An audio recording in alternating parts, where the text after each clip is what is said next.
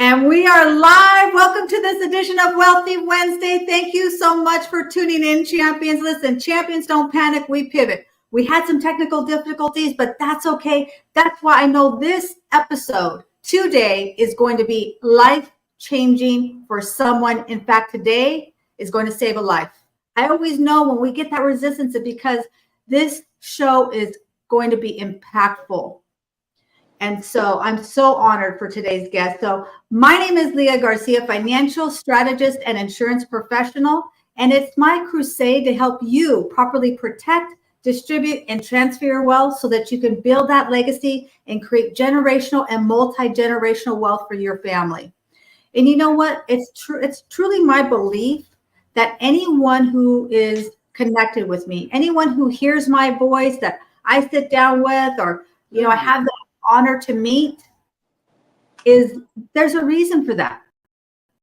I know that they are the one in their family that is supposed to change their last name forever. Oh, yeah. I truly believe that. And that might mean that they become extremely wealthy and become a bazillionaire, and they change their last name that way. But maybe it means that they're the one in their family, the first one in the family to buy a home. Maybe they're the first one in their family to go to college, or the first one in their family to get out of debt. I don't know what that means to you. I don't know what wealth means to you, but I know you are the chosen one. Every single one of you, every single individual. So I really appreciate your time. I love doing this show. Listen, I started this as really a divine download. The good man upstairs gave me this divine inspiration to start this. And folks, I got to tell you, I'm not somebody who loves being on camera. I didn't want to do video. I really didn't. When I started this, I was actually going to do this as a LinkedIn audio room, and that was in January. Well, one of my beautiful, amazing mentors and friends, Chesda Nwehe, she encouraged me to record it as a video. I resisted it. She will tell you that I told her, no, I'm not doing video. I don't want to do video. I want to do a LinkedIn audio room. But I really was coachable, and I did it. Because listen, if I'm thinking about me, I'm not going to record this video. Right? I don't like seeing myself on camera and stuff. But I'm not thinking about me. I'm thinking about my guests and how I can elevate them. And I'm thinking about the value that I can bring to all of my community members, to all of my community, to all of my listeners here on LinkedIn and all these other platforms. Today, I am so honored and humbled for today's guest. I have to tell you that today is truly, when I say it is going to be life-changing, I absolutely know that. Otherwise, we wouldn't have this resistance, right? But you know what? The enemy has no power. The enemy has no power. We are all powerful. So it is with my humble honor that I want to introduce to all of you, and many of you know him. Listen, if you're in the chat, type it in the chat. Please share this. Please invite people, because we started late, so a lot of people might not know that we're starting. I want to make sure that everyone has an opportunity to see this live, because I know this is going to touch your heart. Now, he's known as the disability ambassador, but we really know him as friend. He's somebody that has a heart to help people, and he has supported all of us. I know he supported you. He shares your events, he comments, he reshares them. He's always encouraging, always positive. He sends me these morning messages that are so detailed and so beautiful. So please give it up. You need to please have some napkins available, have some tissue available, because today's going to touch at your heartstrings, because he's going to share his whole heart and share his whole story. Please give it up for my good friend, Mr. Chris Monestere. Take it away, Mr. Chris. Hey, thanks, Miss Leah. I don't know what that's about, but hey, thanks, Miss Leah. The message I'm trying to get across and the mission I'm on is to save teen lives. And this started because I became disabled December the 17th.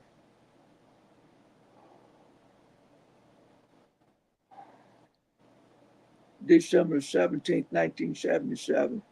And my dad opened up a mechanic shop 1964, and I was 5 years old. I watched him do mechanic work. And at 10 years old, I was helping him in a mechanic shop, not knowing what kind of trade I was going to do. God already knew that my plan, and it just fell right into my hands. And I became a mechanic, a machinist, a welder, electrician, a free fabrication, and a plumber.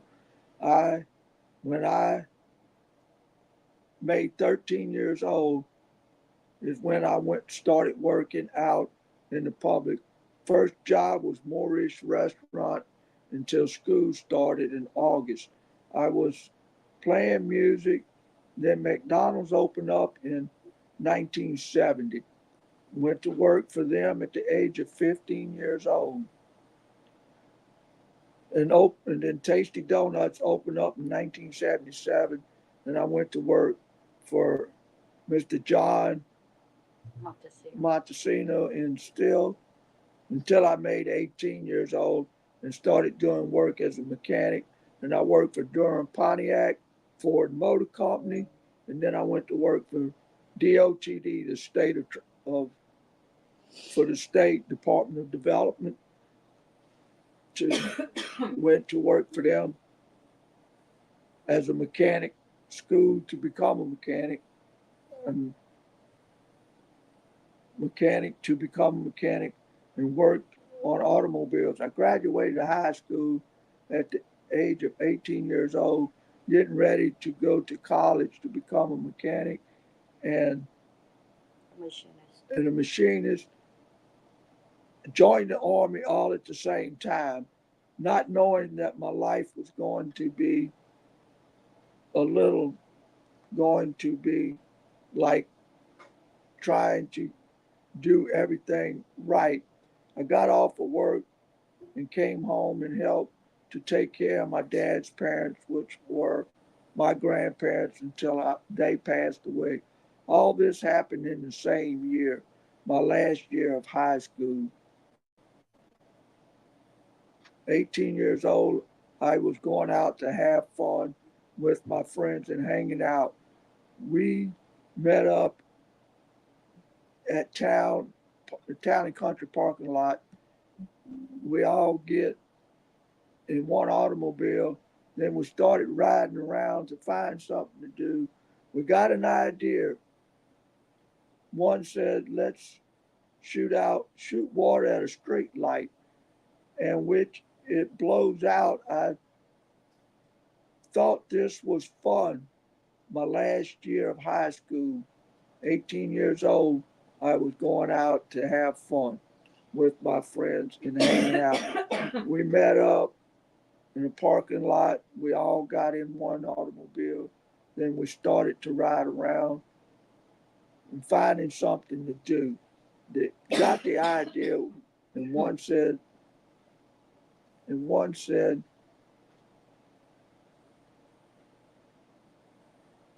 Where you at? don't move. One said that shoot water stream. We watched it blow out. I thought this was fun. I realized after my auto accident, December 17, 1977, that this was not fun. It was costing someone money to fix a street light. I realized this after that was wrong, and I should have spoken up and said, let's not shoot water at a street light because it's wrong. We can get caught and we're going to pay a fine or might go to jail for committing a crime. I didn't think about this being wrong until my auto accident, December the 17th of 1977, the last year of high school, December the 17th of 77. I was supposed to leave for the Army on December the 18th of 1977 to go to boot camp. I was on my way to go play music with the girlfriend's dad, Mr. Benny Nuccio, where we were going to the Old South Jamboree to play music, but I never made it. I had my auto accident December the 17th, 1977 at 3:30 p.m. Looked down at the radio and changed the station in my 1970 Al Camino truck. I veered off the road. I saw some creosote posters and thought they were power lines. I pulled on the steering wheel to pull back on the road and pulled too hard on the steering wheel. My foot slipped off the brake. My foot hit the accelerator, the gas pedal, and my truck jumped back on the road and went across the road, and I hit a pine tree. I broke my neck. C2, C3, C4, C5 through C7. Paralyzed me waist down. I stood in the hospital 8 months. My mom and dad stayed at the hospital with me. They had to do surgery on my neck to do an infusion. They had to stop the surgery because my lungs collapsed. They had to put a trach in to help me breathe. The doctors told my mom and dad Tuesday night that they think I wasn't going to make it through the night, but I did Wednesday morning. I was sitting up. They started giving me breathing treatments in the hospital. They clapping on the side to break up mucus, and a blood clot hit my lung. The doctors told mom and dad I died. The doctors pronounced me deceased, and when I woke up, my room was full of doctors, nurses, respiratory therapy. The doctors said they don't know how I survived the blood clot. I know I survived it because it was God watching over me. Everything I went through, God had his hand on me. God showed me how quick he could take my life. God gave me my life back, gave me a second chance at life. I never gave up, never gave up. I got my rude awakening. God gave me the ability to stand and be able to walk again.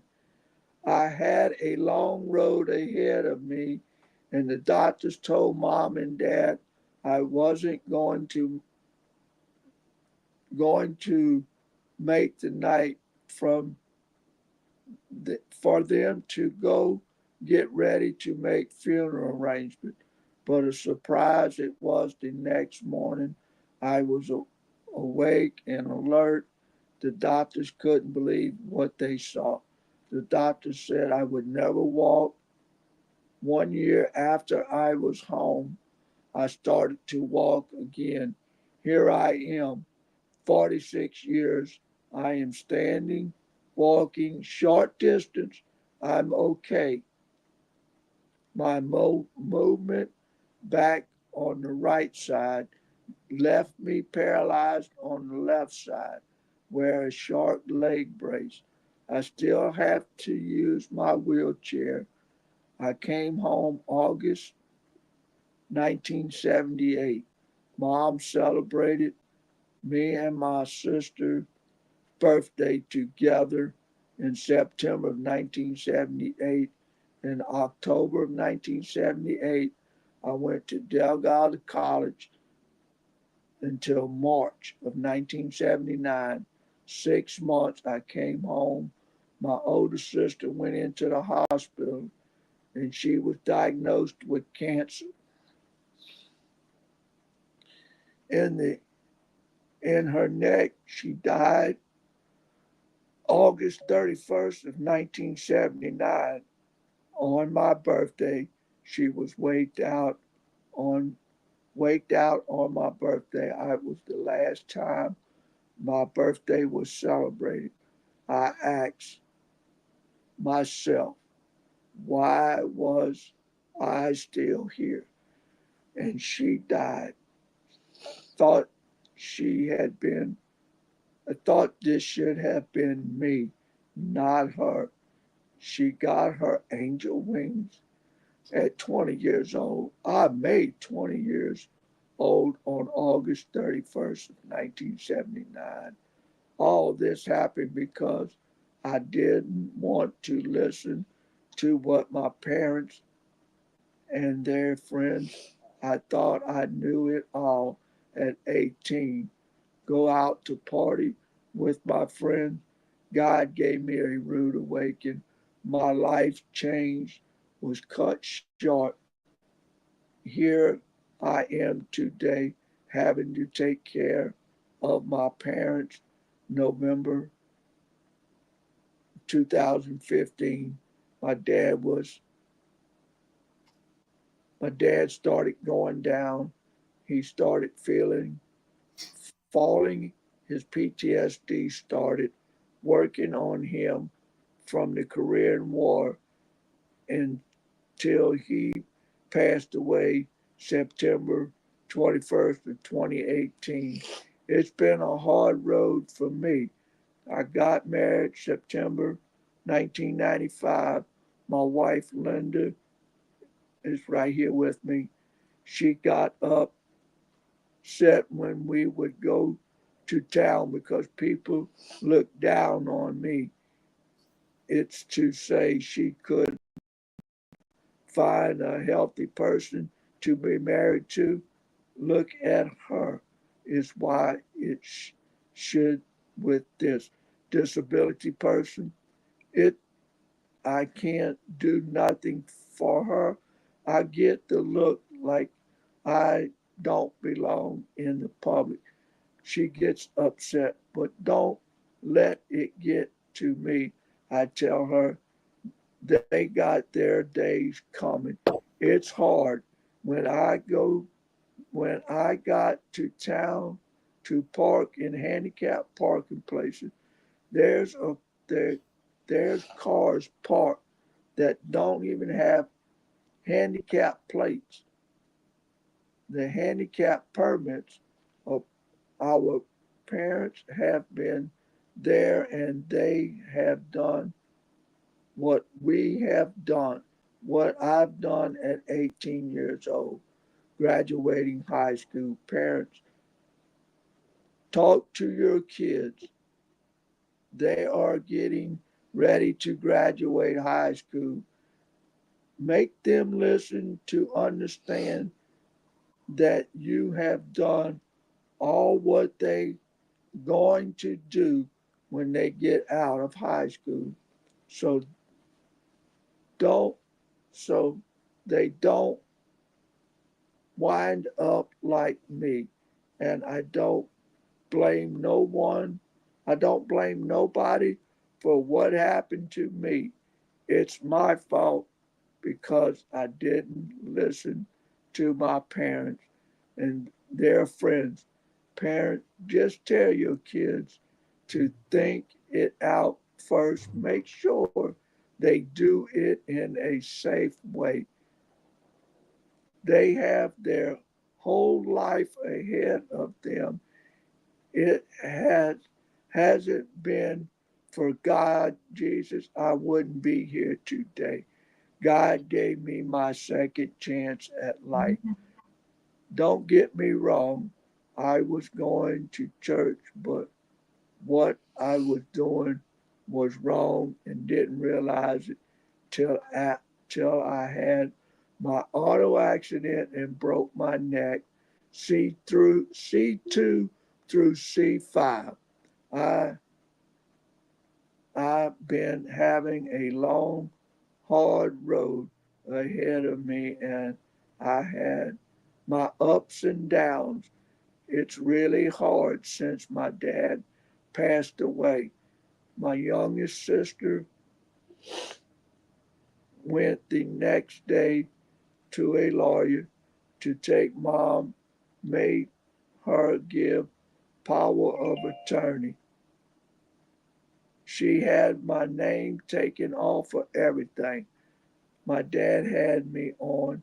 Now I can't do nothing. It still takes care of mom.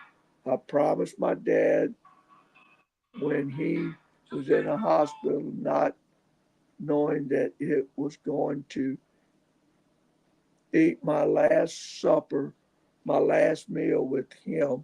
I with him. I asked me, I'm going to take care of mom and my youngest sister. He said he didn't want us to fight. That's what he told me on Wednesday night when I left the hospital. I asked me home to have mom call him to talk. Okay, I will. So I called mom and told her dad wanted you to call him to talk to you. They never talked on the phone. That was the first time they talked 1 hour Thursday, 1 hour. Thursday morning about 1 a.m. The hospital called me and said, my dad turned for the worst. My dad turned for the worst. I was thinking, what happened? He was doing so good. I get to the hospital, and it was the hardest thing I had to do was make a phone call to tell my family, mom and sister, nephew, niece, and my great niece, my dad wasn't going to make it that day. The gastro doctor walked and came in to ask me about dad's medical. My sister left before I could tell the doctor 12:52 p.m. My dad looked at me and dropped his head.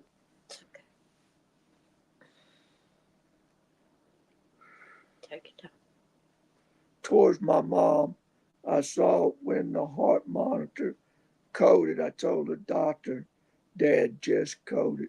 I saw him take a deep breath and he was gone. That was the last year, the last year of high school, 1977.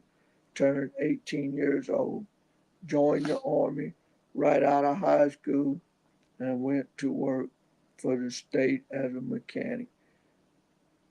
Paperwork to leave for boot camp, Fort Bliss, Texas, December 18th, 1977. I was supposed to leave. But December 1977, I had my auto accident. Take a moment, Chris, and just allow yourself, get some water, whatever you want to, whatever you need to do. This is all about you today. It's all about you. We've got a lot of comments here, so you have plenty of time to take a water break. Okay. Oh my goodness. Let me start. We've got the incredible Mrs. Claus. I just deemed her Mrs. Claus. The amazing Miss Tara Bush, her and the Mr. Mike Drop, David Jones from the Hello LLC. They do incredible things. If you want to upgrade your dusty, crusty business card and website and go into the next generation, they're going to help you. You're going to check out my new link here. But what they do is so much more than what I could even share here. So if you are a business professional, entrepreneur, solopreneur, business owner, coach, anyone who is looking to attract people, you got to talk to them. Okay. That's all I'm going to say. I could talk about them all day. And we also have Sam Hall. Thank you, Sam Hall, for joining us. It's great to have you on. And of course, we have the amazing Miss Margaret Martinez, who is a proud mom. And also, she is the queen. I'm deeming her the queen, but she's so much more than that. She's the queen of LinkedIn audio rooms. If you want to know how to use LinkedIn, you want to know what these audio rooms are about, you want to start promoting yourself, and you're unsure, maybe you just don't know how it all works, you need to reach out to her because she will take you from zero to hero. Absolutely. And then, of course, we have Mr. Mic Drop himself. Thank you for joining us. And he says, yay, awesome, let's go. And of course, I'm so sorry. Let me go back to the comments. Miss Margaret Martinez says, here, Brother Chris, she's here for you and Miss Linda. Yeah. And then I have, let's see, we've got a lot of comments. Ollie, my good friend Ollie, he said he's on Team Replay, but he was here on here live. So thank you, Ollie. If you want to learn a second language, listen, if you want to learn French, I took French in high school. I did. I didn't learn a whole lot, but I learned comment allez-vous. Okay, that's all I learned from there. But if you would like to learn French, please reach out to the incredible Ollie. And if you just want a hug, listen, if you're just having a tough day, reach out to him because he will serenade you. Amazing. And then, of course, we have Miss Divine with her chimes. She said, Brother Chris is a miracle with a divine purpose. You are a miracle with an absolute divine purpose. That's from Miss Divine. And I told her we're going to need her chimes today. Today's going to be a tough one, but you did so incredible, Chris. You did so awesome. Make sure we can see your beautiful face on the whole camera. Okay, Chris? Because I want to make sure. Yes, beautiful. Thank you so much. And then we have, oh my gosh, Miss Christine Bailey. She is a published author. This woman's story is powerful. I am so honored. She agreed to be a guest on my Wealthy Wednesday. I cannot wait for our show. And she has some incredible comments here for you, Chris. She said, God is good all the time. That God is good and has a plan for your life. Amen, sister. Double amen to the 10X. And Miss Christine said, oh, what a mighty God we serve. And she said, you know what? Continue to let your light shine. And that's what we're doing here today, Chris. It is all about you. We are shining that light on you today. And then we have, oh my goodness, we have the godfather of LinkedIn audio himself. He will make you famous, Mr. Any Onsong. And we collaborate together for Motivation Mondays. It's 4 a.m. here in California when I get up and I'm on that show with him. So thank you so much. Yes, please go visit my Biz in a Box. You will love it. Download the Wall of Wealth. Listen, the Wall of Wealth is great information, but they added some dazzle to it. It is so sexy now. I gotta tell you guys, my Wall of Wealth, it's about to get sexier. Oh my goodness, Chris, you have so much support here. And I know this show will be one that is going to be replayed many, many times because your story is so powerful. You know, the enemy tries to destroy us. And you know what? He tries to distract us by doing things. You know, things happen to us. But you know what? God always shines through. He always shines through. You were pronounced deceased. Your family thought you had passed away. And the doctors couldn't even understand what happened because they cannot understand, right? No, they can't. And here you are today. The doctor said 1% of people survive a blood clot. And I was the only one that they know of. So that's 1%. I was 1% out of 1 million. Probably. Yeah, I guess whatever it was, he just told Mama 1%, and I was that 1% that survived the blood clot. And then that's when they decided that they weren't going to do no more clapping on my lungs anymore because it was causing me to have blood clots. And they said anytime I go into the hospital, make sure that they don't do that. So that I don't develop a blood clot and hit my lung. But I told Mom the only reason and I told them doctors, the only reason I survived that blood clot was because God had his hand on me. And that was the only reason. If it had not been for him, for God, I wouldn't be here today. And that's the mission, is trying to save teen lives.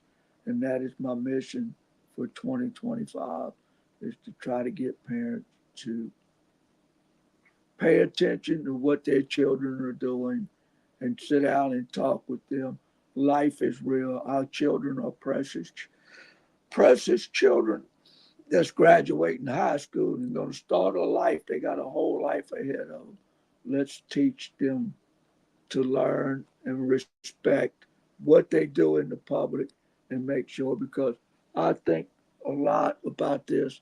If I had been drinking, what would really have happened if I had been drinking and crossed the road and hit some young person that was driving, young girl, young male, or it could have been an elderly people, and injured them or took a life.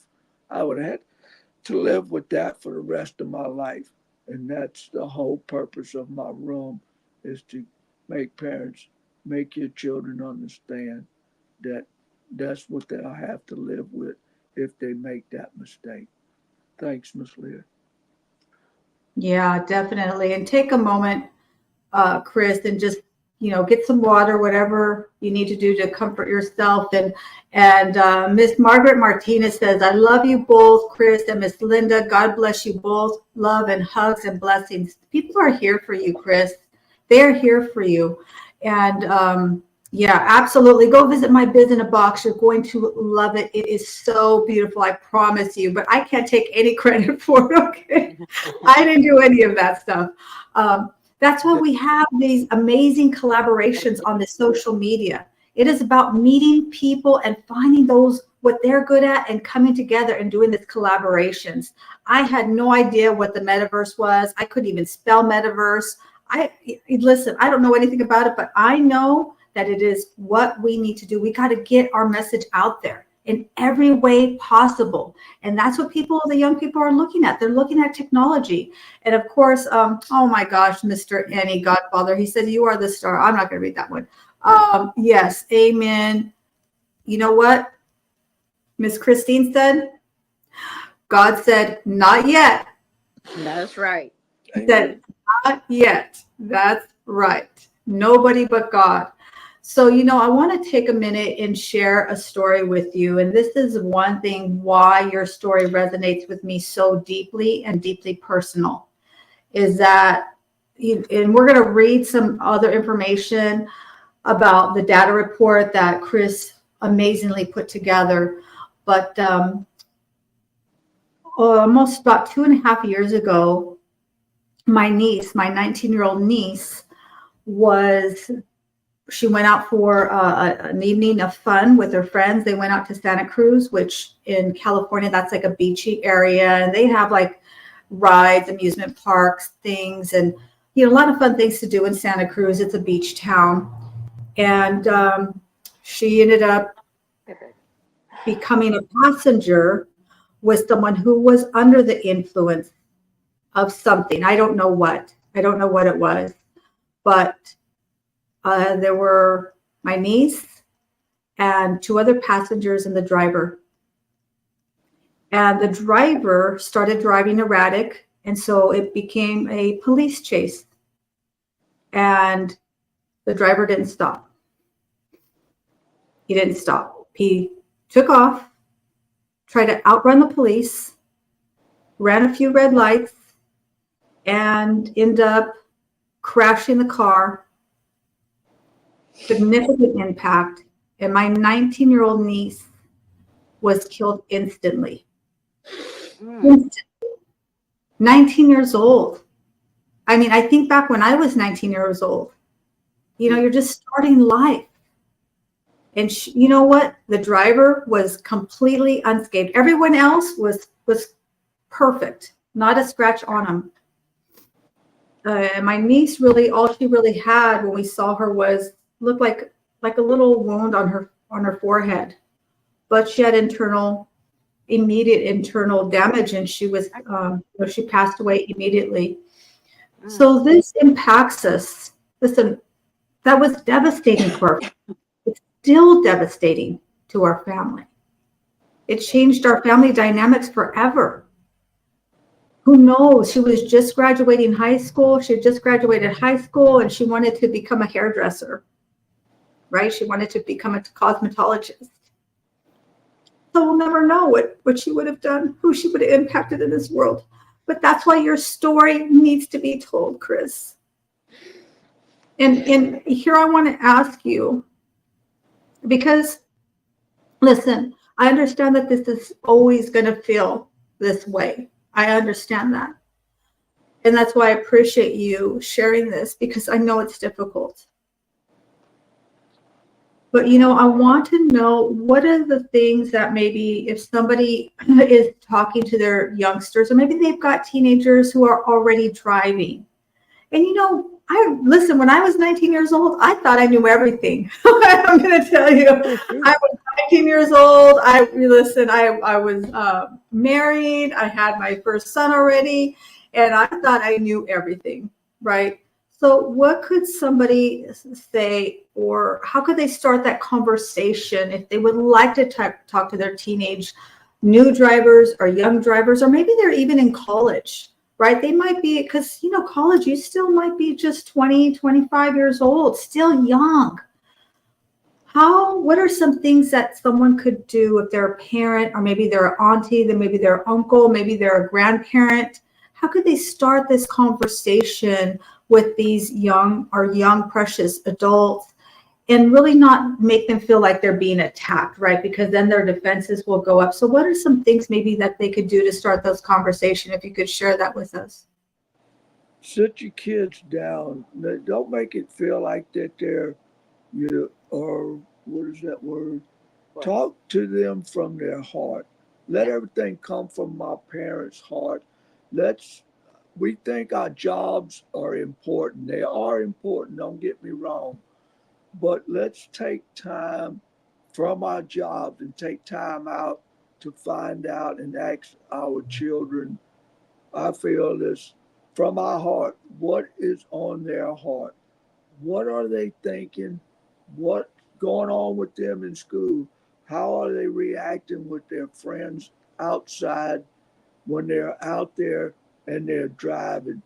Because it's hard. I lost 4 friends to an auto accident the same way, because they were running up and down, and someone had called the cops. Before the cops got there, they come outside a curve and they were just saying, go faster, and hit a tree, and 4 people lost their life. No, 5 people, 4 people, I'm sorry, 4 people lost their lives.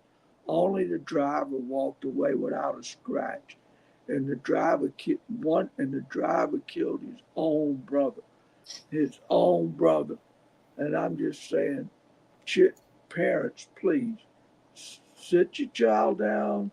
You don't have to sit them down. Just talk with them. Ask them what's on their heart. Let your children interact with y'all. Communicate. Connect with your kids. Let's take our kids and have some time for family to be together. And I think we're losing our teens because we as parents are working too hard, and we're not spending enough time with our kids. And I feel we need to step back and take some time off, 1 or 2 days, even on the weekends. Let's sit and do things. Let's have family time, fun time with our kids. Let's say, hey, kid, let's say our children, hey, let's go have a picnic. Let's go to a movie. Let's do something to show our kids that we love them from our heart. That's what we got to do, and make our kids feel that our parents want to be in their lives, and that as parents, we love our children. That's what I think we need to do. I'm not trying to tell people what to do. I'm asking because I was that 18-year-old because my dad worked 4 jobs to make sure we had a roof over our head, to make sure that we had clothes on our backs, clothes to go to school with, and make sure there was food in the house. And mom would make sure we ate first, and then when dad come home, they would eat after. We was the ones that were taken care of first. That's what I just wish that my dad had spent enough time to make me understand what he did. What I did was the same thing he did. And I'm just asking parents, please communicate with your children from your heart. Don't make it sound like you're trying to tell them what to do. We want our children to be children and act as their own and let them make their own decisions. But let them say, let's make the right decision and let our children learn the easy way, not the hard way, the easy way. You know, that's what I'm asking for parents to do. You know, I lost of 4 friends, and we like to lost my brother-in-law in a bad accident because a driver wanted to talk and text on the phone and hit him head on. Now he's got pins and screws all through his body because now he can't work because of one driver wanted to talk on the cell phone. You know, Yeah. all I'm asking is parents to sit down, have a heart to heart talk with. They don't have to sit, or just have a heart to heart talk. Let's say, let's have family time. Let's have fun with our children. Let's see what's on their heart and let our children ask our parents, how was your day at work today? What's on our parents' heart? We need to communicate with our kids. We lose, we're losing our children to suicide, to we losing our children to 18 to automobile accidents And bullying. and bullying, and this is hard. But number one thing is distraction for our teens, and you got the data report to read, and you'll see it, Miss Leah. That's what I'm asking, and that's Okay. That's huge. Yeah, that's so, so huge. And I recently did a show with the incredible Shayna DuPont, and she shared a statistic. The reason we did that show is because she shared a statistic with me that just shook me to my knees. And she said the average parent spends less than 8 minutes a day of undivided attention with their children. And just think about that. That's heart wrenching.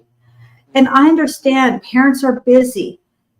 Where a lot of times families are working long hours, maybe they're commuting, maybe they're single parents, and you're trying to spin all the plates. And time can get really short. It can be very difficult to do all the things that we need to do as parents, going to work, making sure kids are prepared for school and getting their homework done and making dinner and doing all the chores and errands. But I would just encourage all of you who are parents, to really take some time to sit down with your children and put the distractions away, put the phone away. This thing right here is very powerful, but can also be a huge distraction. Even if sometimes I see people, they'll put it upside down and they'll put it on the dinner table. I would really encourage you to have it off of your body. Leave it in the car for the first 8 minutes when you see your children. One thing I've started recently is I asked my precious grandson, he is high five right now, but he's going to be 6 years old in a few weeks. I asked him, what can you teach me? What did you learn today that you could teach me? And I saw him yesterday because I had to drive to the Central Valley to vote. But so I asked him, Mijo, what did you learn at school today that you could teach me? He thought about it. Oh, I don't know, gams. And then he said, there are 5 branches of the military. I said, what? Oh, this is great. And he started talking to me and sharing it with me. Listen, you could do this with young children. You can do it with older children. And when you start to ask them, what did you learn that you could teach me? that I just saw his entire little face light up, and we had a little Lego battle after that. But it's spending that quality time with them and really putting away those distractions, even if it's just for a few minutes a day. So many people get caught up in the minutia, and obviously we need to do those things, but it's about the relationships and conversations that we have with each other. So yeah, for sure. Oh my goodness, we have a special guest for you, Chris. Oh my gosh, Miss Sherry is here. She is here. I know she had to work today, but she was able to jump on. Aloha, brother Chris and sister Linda. I love you too. Oh my goodness. Thank you, Miss Cherry Berry, for joining in. Cherry made it. I know that you had to work today, so we didn't think you were going to be able to join us live, but we appreciate you so much. So now I want to share some of the data report information that you had sent over to me, Chris. And this is, this list goes on and on. I'm not going to read all of these, but there's a few ones that I really want to bring attention to. It says 32.8% of high school students nationwide have text or even emailed somebody while driving. Think about that. Not just sending a quick text message, but even sent an email while they are driving. That is frightening. Yeah. That is frightening. That one just is just really, really frightening to me. So we have to have these conversations with our children. Talk to them about not having the phone near them when they're driving. Turn it off, put it away, put it in the back seat, put it in the trunk so that you're not tempted. Nothing is more important than saving your life. Nothing is more important than saving the life of somebody that you may injure.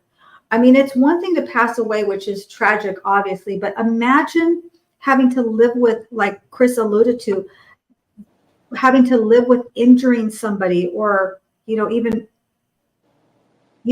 killing somebody during a distracted driving. We just can't have that. This is preventable. It says that drivers under the age of 20 make up the largest percentage of distracted drivers. I believe that. I see that. This phone is really great because we can do a lot of great things with it, but it's really become almost an addiction. It says that 56% of teens admit to talking on cell phones while driving. Even if you have a headset, we get very distracted by the conversation. Yeah. You could end up being mindlessly driving. And maybe it's just me, but have any of you ever driven somewhere and you have no idea how you got there? Yep. Right? We get in our head, which is enough. Believe me, I've got many people in my head talking to me. But if you start a conversation, even with an earpiece, that can be very, very distracting. So that's really huge. It says 48% of kids, listen to this one, 48% of kids ages 12 to 17 report being in a car when the driver was texting. Yeah. 48%. How about if we start educating our children so that they call out those adults that are driving, because we do it too. Listen, I'm guilty. I'm the first one to put my hand up. I am not here. This is not meant to be punitive. I'm not here telling you that I've never done it. I am totally guilty of it too. But since that happened to my niece, I am so much more aware of it. I am so much more aware of putting my phone away. And for me, I have to put it out of sight, because if it is there, I will be tempted. Right? I'm being transparent with you guys. I'm being honest with you. It says that, and that statistic is from MAD, Mothers Against Drunk Driving. It says kids who start drinking young are 7 times more likely to be in an alcohol-related crash. I mean, there's just so much here. There's just so much here. So I'm going to post this in the comments because there's a lot of information there that can really bring your awareness to it. It's not just about us doing something that we're aware of, like tuning the radio. It's things that we're not aware of, right? Just being really aware when we're driving. It's dangerous, unfortunately. So with that being said, Chris, I'd like to just take this opportunity to really thank you for coming here and showing up today and sharing your whole heart and sharing your whole story. I know you've touched many, many people with this, and this will be one that people will replay and they'll share it with their children. Listen, I'm going to make some shorts out of this. So maybe you take one of these shorts and you have your children listen to it. And maybe it inspires a conversation between the two of you. And maybe your kids, you don't feel like your kids are really going to have that conversation with you. Maybe you involve other family members. Reach out to your aunts and uncles and grandparents, or maybe even a neighbor, their teacher, right? Because sometimes it can be difficult to have this conversation, but it is really critical that we start to bring this awareness, Chris. So this was great. Thank you so much. So tell us a few things that that you're just grateful for. I know you text me in the morning, and I know you have an attitude of gratitude. So just share with us some incredible things that you're grateful for today. I'll just say that I'm thankful, and grateful that I got all these Lincoln friends and people. My wife for sure, because she believed in me. She believed in me to get this out. She had told me for a long time, and then Shayna's room, and then now with you, Miss Leah, you was in Shayna's room that night, and Sherry and Margaret, and there's quite a few other people I don't remember.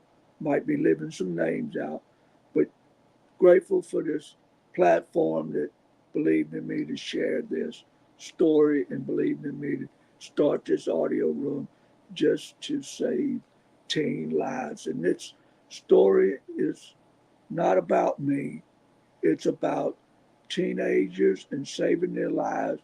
And it's all about you, the parents, of communicating with our children. And that's what I'm so grateful for, that God gave me this second chance. And I really believe God has put me on a mission to get my story out and get people to listen, to talk to their teen kids. And let me say this, these phones now do have features that when you're in the car, that can be turned on, and whenever a text message, email, or phone rings, it will send it straight to the voicemail, and it will tell that person, whoever you're talking to, they will call you as soon as they get to the destination. And I really believe this feature works and will save teen lives. Our children are important, just as we as parents are important. Our jobs are important, but I don't think our jobs is that more important that we can't communicate with kids. God gave us precious kids. God made our parents to be precious too. And I really believe God is controlling our lives. And I'm grateful for God giving me this second chance. And I'm grateful that God gave me this chance to share my story and for you to record it, Miss Leah. I really, this is so hard, but I really am appreciated for you to do this and let me do it in this world of walk that you got going. People, Miss Leah's got the best plan, and grateful that she's got a plan to help you. You can be an adult and become disabled through an automobile. And what do you have set aside that's going to get you through without struggling? Talk to Miss Leah, get on this disability plan or whatever she's got to offer you. Be grateful for it because it can help you. If they had this, and I didn't know it when I became disabled during my time, if this was offered, I would be set right now. And I'm grateful that you were here to help me and grateful that you got my life policy for me. And now I don't have to worry about it. Limit can be set. Thanks, Miss Leah, and I'm grateful for this. Thank you so much, Chris, for those kind words. I appreciate that. I'll pay you later. I definitely didn't ask him to do that. But because today really is about, I love doing these because I love showcasing other people. I believe that it's really our duty, right, to lift each other up and allow other people to shine. I love doing this because I love the edification. The edification, the introduction is truly something that I absolutely adore. So if you are looking for a platform, you have a story to share, you have something coming up and you'd like to showcase that, I'd love to talk to you about potentially being a guest speaker on my show. So let me ask you, Chris, let's say, we're winding down 2024. What's on the horizon? What can we expect to see from Chris 2025 when you prepare to thrive in 2025? I'm preparing to make this mission to save teen lives and make myself a mission for parents to communicate with their children, family get together in this mission of 2025, and God's willing for me to get parents to spend more time with their children and take more time off from their job to make their kids first. Instead of jobs being first, the mission is our teen children, not just our teens, but we got toddlers too, and make them our priority number one in our lives. And that's the mission, is saving teen lives for 2025. I love it. I love it. I love it. And so you have touched many hearts, and this recording will touch hundreds and even thousands, and I project even millions of hearts going forward. So where can people reach out to you, whether it's now or they see this recording? How can they reach you? How can they get in touch with you, Chris? Oh, they can reach me here on LinkedIn or through my email. I did have a Facebook, but it went down and I hadn't been able to get it up. But my platform is here on LinkedIn is where they can reach me, or on Instant Messenger, because I do have Instant Messenger. And if they just type it in, they can get in touch with me there. Okay, well, we'll also put your email in the comments so Yes. that people can reach out to you with your email. But go ahead and tell your email. You can say your email. Oh, it's bkchrist@bellsouth.net. Okay, say it again. Yeah, say it again. bkchrist@bellsouth.net. It's B as in BK boy. Christ. Yes, ma'am. It's B as in boy, K as in Kathy, C as in Charlie, H as in hotel, R as in Romeo, I as in igloo, S as in Sam, T as in Tom, at bellsouth.net. Awesome. Thank you so much, Chris. Well, I appreciate your time. I appreciate your transparency. I appreciate your willingness to share this story. I know this was difficult. I can't imagine how difficult it is to replay this, but I want you to know that it definitely is impacting people. And I also want you to know that give yourself some grace. We were young. Many of us have been in that situation, I'm sure. One split decision can change your life and the lives of others forever, right? We can take the time, or sometimes we just, make a decision that we don't even think is going to be impactful, and suddenly it does in not the best way. So that is going to do it for this edition of Wealthy Wednesday. Thank you, everyone, for all the comments. Thank you for all the love. Thank you for joining. Thank you for holding on and coming back, because we were a little tardy, but we appreciate all of you. And so if you are looking to upgrade your financial house, right, building a financial house is just like building a home.